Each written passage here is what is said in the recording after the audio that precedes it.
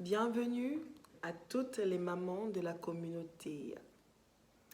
Bienvenue aux chères dames à travers le monde, à toutes ces brillantes mamans qui chaque jour, jour après jour, semaine après semaine, année après année, se consacrent à leurs enfants, à leur vie de famille. Donc, c'est Gabrielle de la chaîne YouTube Bébé Maman qui est à nouveau parmi vous ce matin, en présence de Rosette, la petite Rosette, qui sera la mascotte, qui est la mascotte de notre chaîne. Je vous invite à vous abonner, à poser des likes et aussi à nous laisser des commentaires en dessous de la vidéo. Ça nous aidera à évoluer, ça nous aidera à grandir en tant que chaîne et à voir, ça nous fait plaisir les interactions que vous nous laissez. Donc ce matin, on va s'entretenir, je vais vous entretenir sur le choix de la nounou, les mamans. Et oui, le choix de la nounou. Vous savez, c'est pas évident de laisser nos enfants avec des personnes que nous ne connaissons pas, ou alors des personnes que nous connaissons à peine, ou que nous devrons apprendre à connaître. Donc, le choix de la nounou, c'est quelque chose de très délicat, parce que laisser son enfant avec quelqu'un qu'on ne connaît pas, il faut être rassuré quand on laisse son enfant avec quelqu'un. Donc, c'est très important de se rassurer que la personne ait un certain profil, un minimum, que cette personne ait un certain profil. Parce que vous savez, les premiers référents de l'enfant, c'est d'abord des personnes de la cellule familiale, les parents, les frères et sœurs. Et pour ceux qui vont à l'école, les enseignants. Donc, ça va de la maternelle et des assistantes maternelles jusqu'aux enseignants pour les plus grands, maîtres, maîtresses et pour, voilà.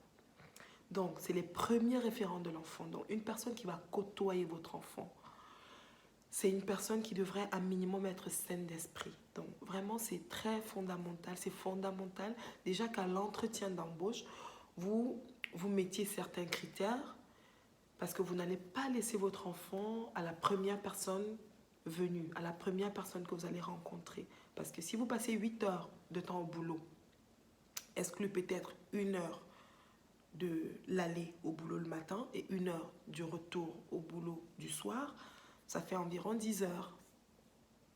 Et même si vous allez juste prendre une nounou pour peut-être la sortir d'école le temps que vous rentrez à la maison, ça va faire, on va dire, entre minimum 2 heures jusqu'à 4, voire même 6 heures pour certains parents. Donc, le choix de la personne qui va devoir vous seconder en votre absence est très important. Parce que vous ne pouvez pas laisser une personne qui n'a pas de bonnes valeurs, qui n'a pas de bonnes mœurs avec votre enfant. Votre enfant, il voit ça. C'est un être qui est tout neuf, qui est encore vide. Même si c'est déjà un enfant de 3-4 ans, voire même 5 ans. Les enfants, ils apprennent toujours. Et vous savez, vous et moi, nous sommes d'accord sur le fait qu'il est plus facile d'apprendre des choses qui ne sont pas belles que des choses belles. Donc, les moins belles sont facilement assimilables, comme par hasard, par rapport aux choses plus belles. Donc, on va toujours se rassurer que les personnes qui côtoient qui sont dans notre entourage le plus proche et les personnes qui côtoient notre cellule familiale soient de belles personnes, de bonnes personnes, des personnes qui ont un minimum de mœurs, de bonnes mœurs et un minimum de valeurs.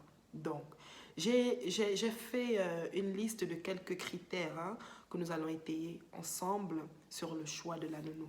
Tout déjà, il faudrait qu'à l'entretien, il faudrait déjà que la personne soit majeure.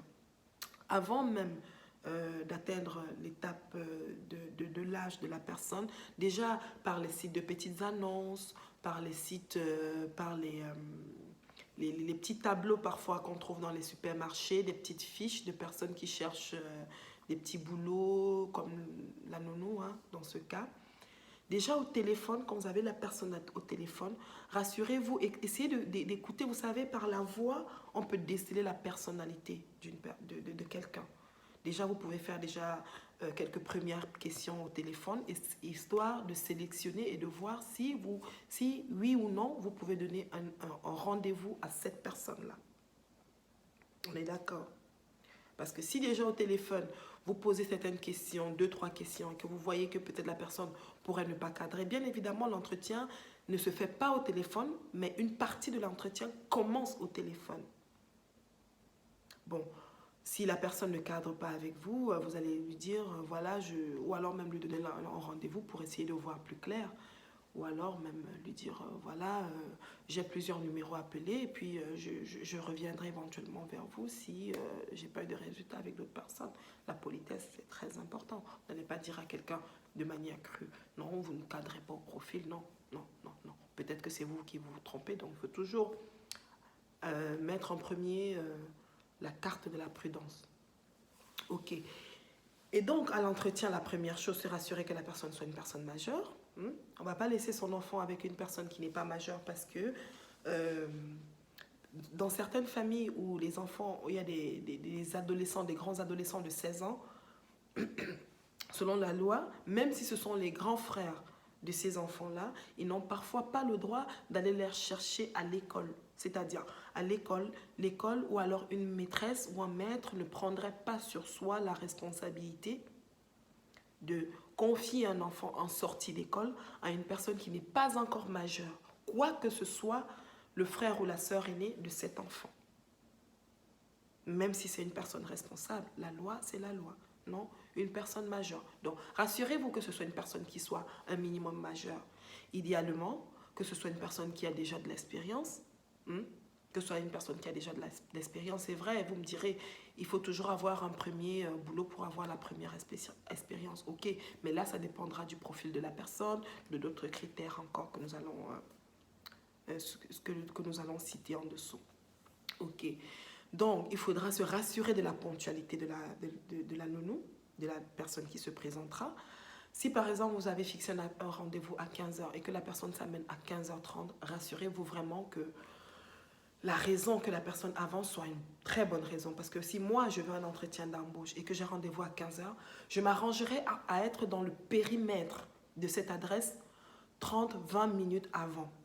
Et 5 minutes avant, je serai déjà en train de sonner à l'adresse pour me présenter. Je pense que c'est pour donner une belle image de soi. Ce n'est pas l'employeur qui va attendre l'employé. Donc, d'où l'insistance sur la ponctualité.